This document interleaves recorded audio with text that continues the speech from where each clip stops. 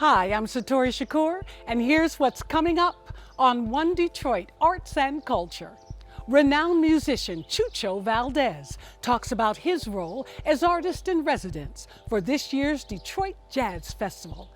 Then a play set in 1967 Detroit, plus the Detroit Symphony Orchestra's 2022-23 lineup, and Baira performs. It's all this week on One Detroit Arts and Culture. From Delta Faucets to Behr Paint, Masco Corporation is proud to deliver products that enhance the way consumers all over the world experience and enjoy their living spaces. Masco, serving Michigan communities since 1929. Support for this program is provided by the Cynthia and Essa Ford Fund for Journalism at Detroit Public TV, the Kresge Foundation. The DTE Foundation is a proud sponsor of Detroit Public TV, among the state's largest foundations committed to Michigan-focused giving. We support organizations that are doing exceptional work in our state. Visit dtefoundation.com to learn more. Nissan Foundation, and viewers like you.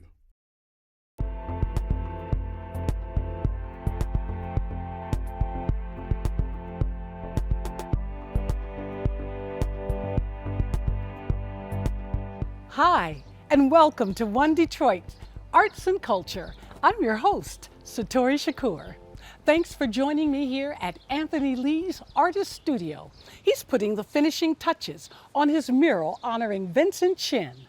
This month marks the 40th anniversary of the murder of Vincent Chin, a Chinese American who was killed in Highland Park by two white men who blamed the Japanese for the downturn in the U.S. economy. The killing sparked the modern Asian American civil rights movement. Now you can see this mural on display at Peterborough and Cass in what used to be Detroit's Chinatown. Coming up on the show, Detroit Public Theater presents Detroit 67 at the General Motors Theater in the Charles H. Wright Museum. Then we get to hear the lineup for the 2022-23 season of the Detroit Symphony Orchestra, plus a performance by dance company Baira. But first, Grammy Award-winning Cuban pianist Chucho Valdes sits down with WRCJ's Linda Yohn to talk about performing at this year's Detroit Jass Festival.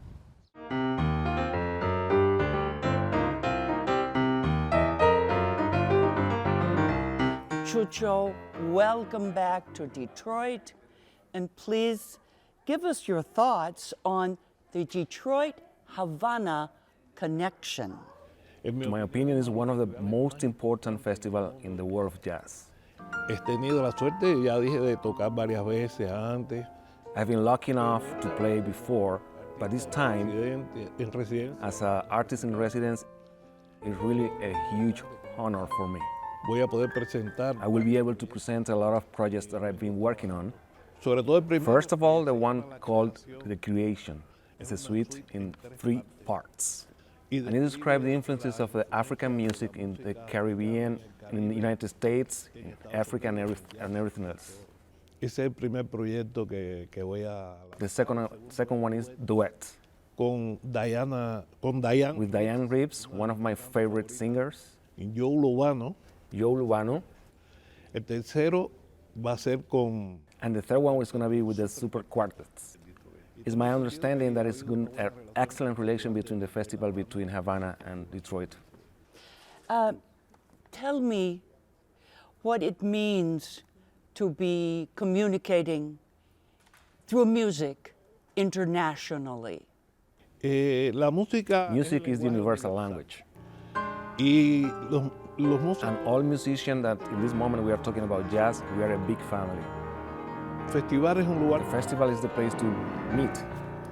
Es como. It's like our home in this moment, Y cambiamos and we exchange knowledge and we play together. para mí. It's a wonderful thing for me.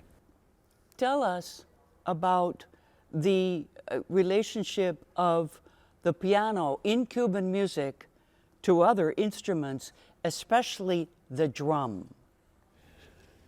El piano es un Piano is a harmonic instrument, but at the same time very rhythm. La batería es un The instrumento. drum is an instrument of rhythm. Entonces, cuando el piano toca junto con la batería, When they both play together, the piano just feels resting because the drum is helping the piano. You had a great group with drummers and other instruments, including Paquito de Rivera Wow. with Irakere. Tell us a little bit about the difference that Irakere made for the world. Irakere cambió. Irakere changed everything, all the structures. Pienso que fue la sesión de brass I think it was the brass section most important, and the one that plays more influences in all the history of Cuba. Paquito de Rivera, Arturo Sandoval, Jorge Barona y Carlos Averof. Esa es la sesión más increíble That's the section more incredible that has just go through the Cuban music. y los músicos más respetados que And the hoy most respected musician that even today, añadimos we add a lot of elements of the jazz to the Afro-Cuban music. y también incluimos muchos instrumentos de percusión africana. And we also introduced so many African percussion instruments that were not used before in the Cuban dance music. Yeah. La bata. La bata. La bata. Ella sabe. Yeah. Beautiful. You know. drum. Yeah, I do. I do. Jazz Bata Dos. Beautiful recording. And Mirror, Mirror. You have won Grammy Awards for both of these. And I hope people will re-listen to them. What should we listen for in Jazz Bata Dos and Mirror, Mirror with Chick Corea and Ileana Elias? Primero en Yabata, First of all, in Jabata, the language is totally different. The vocabulary is totally different to what he has made before. y el piano yo lo And the piano, I used it just, apart from the harmony, as a percussion instrument that was playing with the drums. y entonces es un lenguaje. And it's totally different language. Ahora el espejo, Mirror Mirror is one of the most beautiful experiences in all my life. porque yo Because I adore Eliana Elias. la música de Brasil Brazilian music is incredible. But she also managed just to deal with the Afro-Cuban music, all the languages.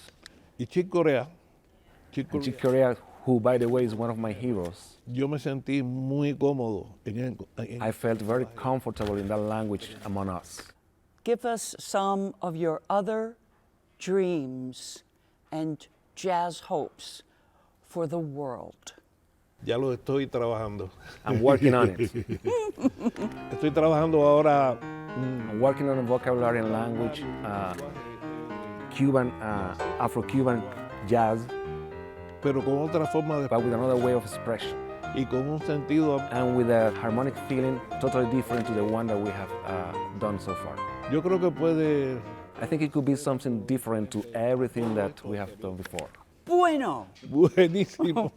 muy bueno. Oh, Chucho, gracias. Thank you.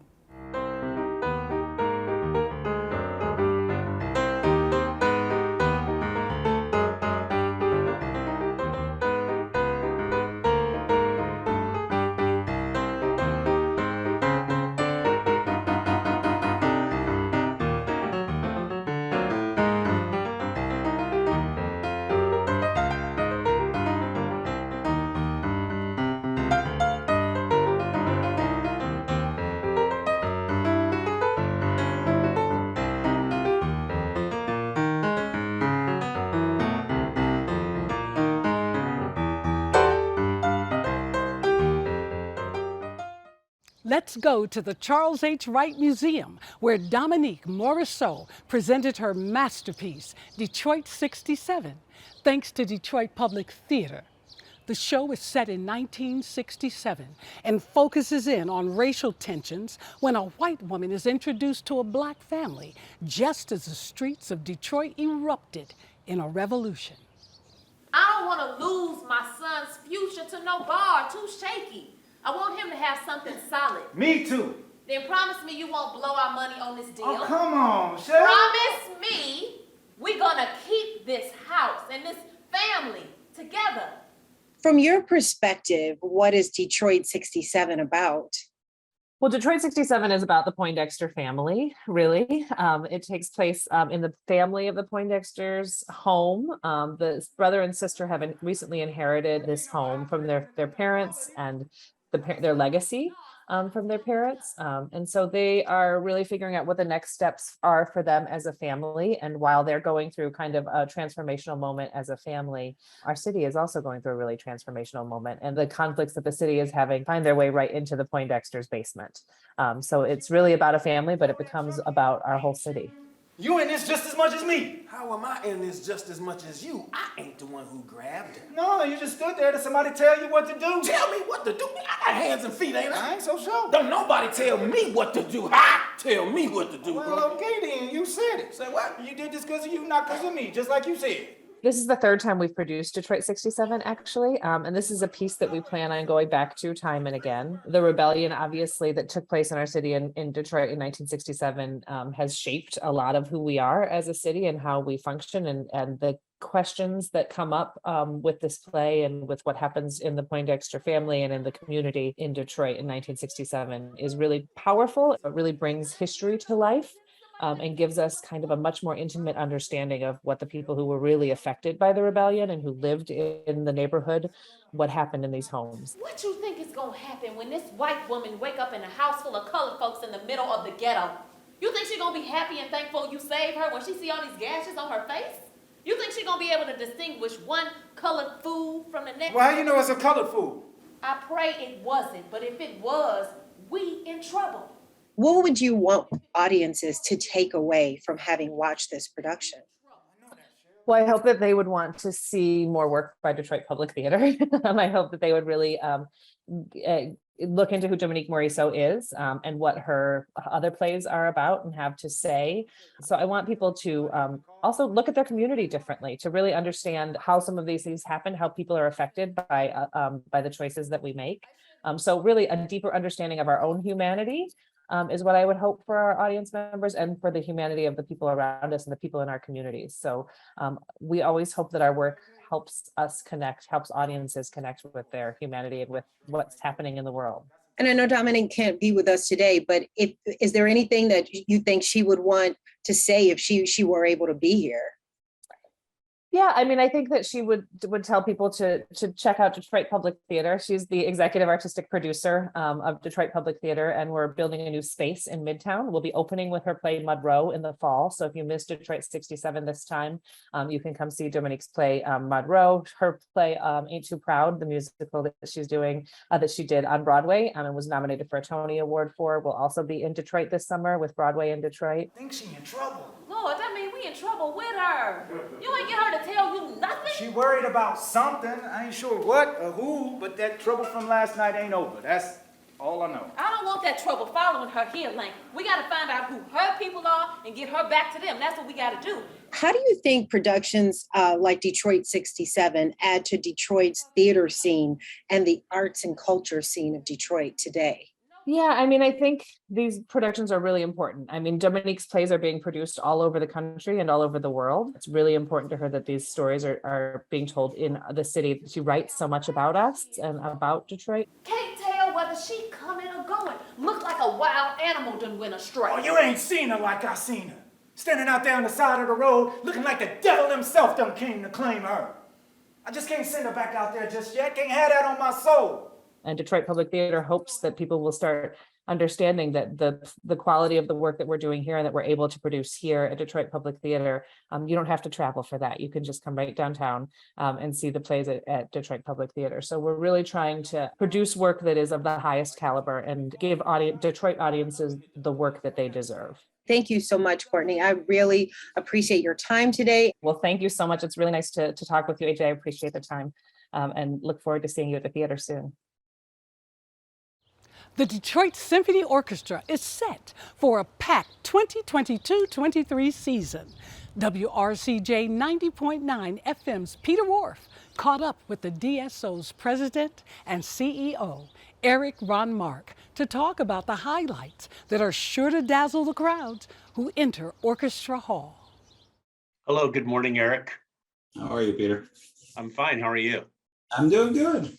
Can you highlight, Erik, some of the new commissioned works that are being showcased in the coming season? Yeah, we joined a few different commissions. Some are consortium commissions where we signed on because we like to be part of the creation of new works. And then some that we spearheaded and really are giving the world premieres of.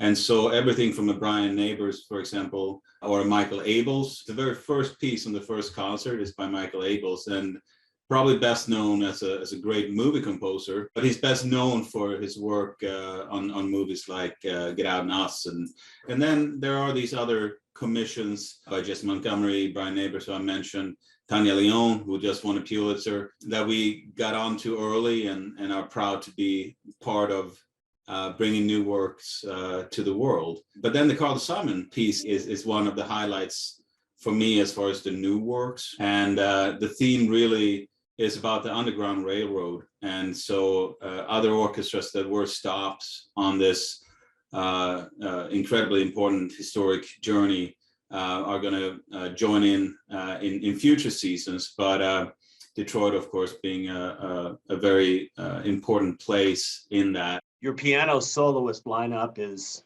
pretty epic as usual. Emmanuel Axe, Isata Kenemason, Danil Trifonov, and Garrick Olson returns with music director laureate Leonard Slatkin. Yeah, we're really fortunate to have built all these relationships with great artists over many years, and Manny is just an amazing way to open the new season with the Chopin, and Danil Trifonov, who I try to never say that I have favorites because everyone brings such a unique quality. But I remember with Danil, who we saw here early in his career, really right at the beginning of when he started to take off, and then build that relationship. And he loves coming back to Detroit. It's cool to know that Detroit connection too with composer Florence Price. Wanted to mention the string lineup, which really excites me. Maria Duenas, Anna Kiko Myers by Baskrita, and Augustine Hadlick. Of course, it's another season of classical roots. I think it's season number 45 next year. That's right. Yeah, it started back in '78. Anthony Davis's music will be featured. Yes, Anthony Davis was a composer in residence with the Detroit Symphony many years ago, and we commissioned a few shorter orchestral works of his, and his opera X, which I'm seeing in just a couple of days on Sunday. I'm catching the final performance. It's just a milestone work, and I'm so glad that our friends at Detroit Opera are bringing that back to life, and it's a work that deserves to be heard. And Devon Tynes, I think, is just one of the most interesting and fascinating singers to me. I think his voice is so special, but he's also so convincing in the way that he interprets music. Erik Ronmark is president and CEO of the Detroit Symphony Orchestra. Erik, thanks for sharing your lineup for the 22-23 season with us. Thanks, Peter. Always great talking with you. For all of our arts and culture stories, go to our website at onedetroitpbs.org. Thanks to Anthony for having me at his studio. I'm going to leave you with a performance by dance organization Baira from Detroit Performs Live for Marygrove. Have a great week, and I'll see you next Monday.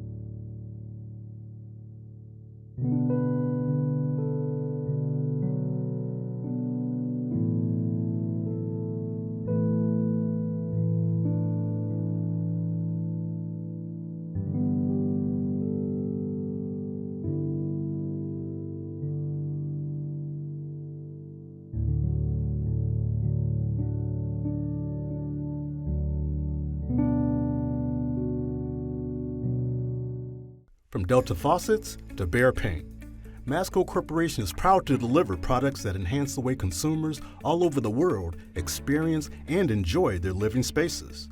Masco, serving Michigan communities since 1929. Support for this program is provided by the Cynthia and Edsel Ford Fund for Journalism at Detroit Public TV, the Kresge Foundation. The DTE Foundation is a proud sponsor of Detroit Public TV, among the state's largest foundations committed to Michigan-focused giving. We support organizations that are doing exceptional work in our state. Visit dtefoundation.com to learn more. Nissan Foundation, and viewers like you.